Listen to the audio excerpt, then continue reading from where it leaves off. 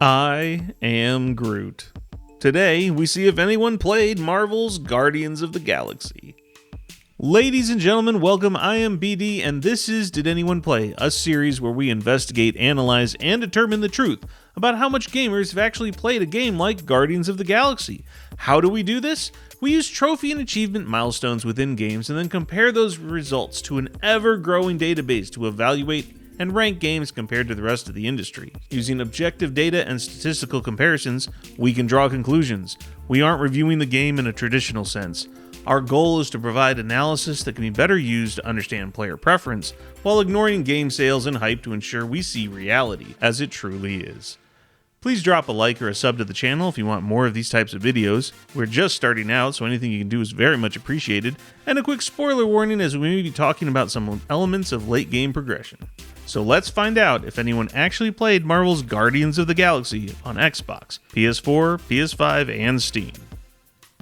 Remember that all percentages we'll be talking about here come from the total number of players that actually launched and or played the game, not bought the game, so these results are a full reflection on how players played Guardians.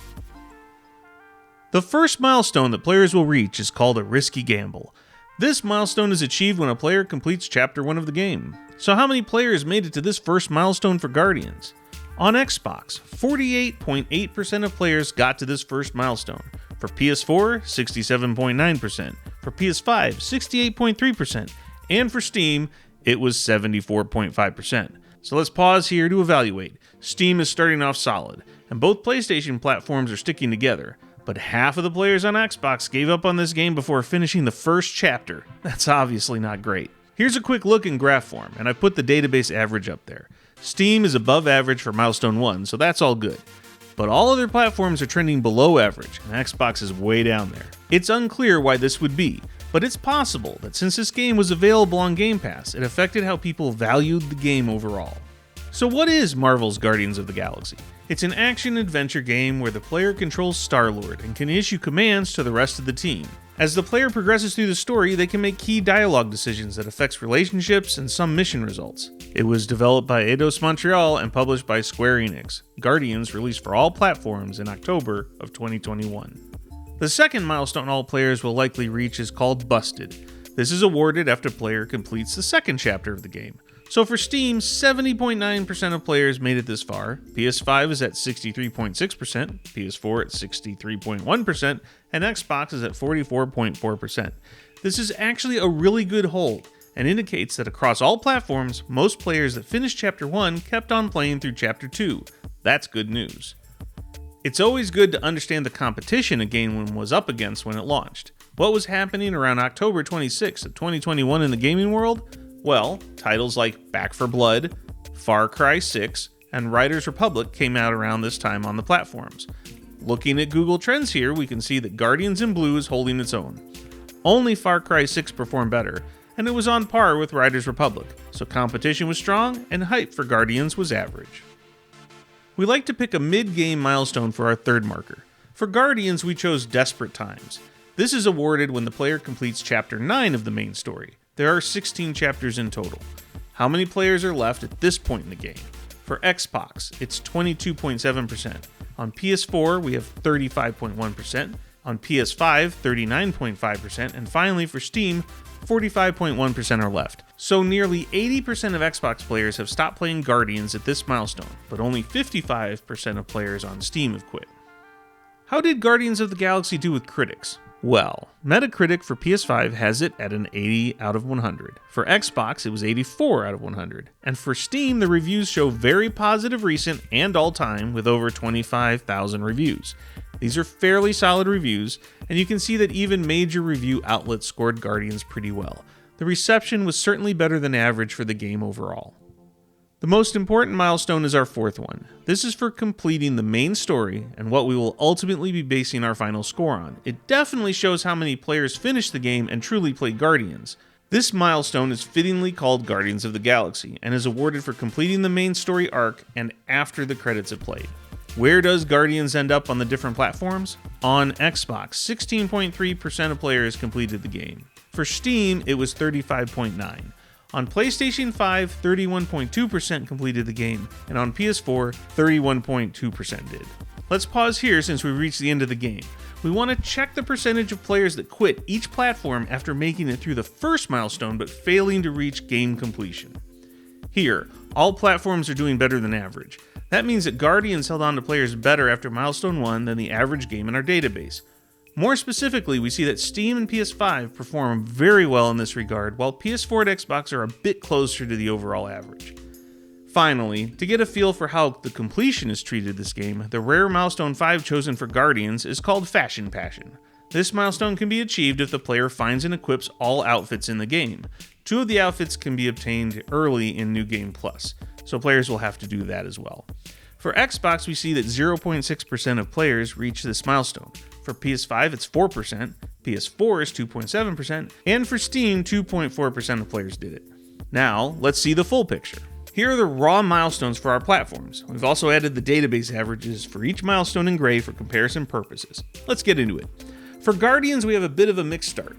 At milestone 1, Steam is right on the average. PS4 and PS5 are below a bit, but trending together, and Xbox has quite a big drop. Moving on to milestone 2, we see that across the board there's very little loss of players, which says a lot about how early on the story held on to players' attention.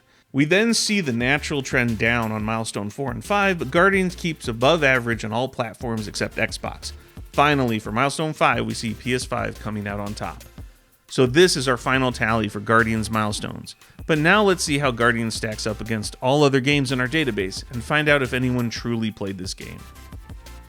We use milestone 4 as our ultimate ranking target. Here are the results for each platform for milestone 4 once again. It's time to reveal the final score Guardians of the Galaxy has in our database. Here we go.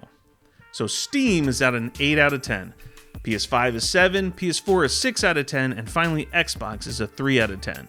Guardians results are a bit mixed. On Steam and PlayStation platforms it does above average to strong, but on Xbox Guardians did not perform well. So those are the scores. But let's see if we can tease out some other observations by looking at these results in different ways. It's time for the deep dive. Let's start with progressive player loss. Each milestone shows how many players have stopped playing the game at that particular point. Xbox leads in players lost at every milestone, while Steam clearly does the best through the main story milestones. Moving on, we can look at milestone player retention. This calculation only takes into account the player population loss as a percentage compared to the previous milestone. Here we see that at every point, Xbox is losing the largest percentage of players, even if they have less overall players to lose. Steam does the best until milestone 4, where both PlayStation platforms perform better than all others. How about completionists? How did the rarest milestones shake out on the different platforms?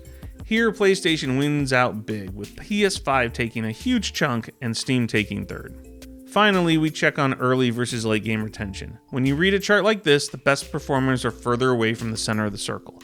Early game, Steam is the strongest, with PlayStation coming close but Xbox trailing significantly. For the end game, Steam edges out PS5 and Xbox pulls closer to the PS4. And finally, for completionists, we see PS4 and PS5 pull ahead of Steam, with the Xbox still in last place. Let's take one final look at all the platforms and their milestone 4 results, but this time we show the full percent rank within our database. This is to give you a detailed view of how the rankings played out. Use this data as you will. Let's wrap this up. So what are our major takeaways from all the data? Guardians performed well above average on Steam and PS5. Players played the game and clearly a good number stayed on until the end. Steam players liked this game the most, and it was also a good showcase game for PS5, which might have helped players stay more invested. But for Xbox, something went wrong. Guardians ranked well below average, and there's not a clear indication of why. We have to consider Game Pass as a possible reason. Game Pass is showing itself to have trained Xbox players to devalue games and not actually play them for very long. It is similar to a buy versus rent mentality. So that could be the case here, but it's always possible that something else about Guardians just didn't click with Xbox players. So taken as a whole, Guardians reviewed as an average game, the hype was average as well, and the overall results considering all platforms was average. Not a bad result by any stretch, and one I think we can be positive about. Marvel's Guardians of the Galaxy is a fresh take on a story-driven comic book single-player game. The colorful style of the game, the vibrant voice acting, and even the story choices are all interesting and create an appealing experience. Some players might have been initially put off by how you control and direct your teammates and only truly control Star-Lord directly, or even the look of the characters, as they aren't mimicking the cinematic MCU look of each character. However, those players who pushed through did seem to stay on, and that does show through in the final rankings for Steam and PlayStation. And that's a wrap. If you enjoyed this video, don't forget to do all the YouTube support stuff. I'd love to read any comments you have down below. What conclusions do you all take from this data? And of course, feel free to suggest the next game we should look at to determine if anyone played it. Until then, take care of yourself and each other.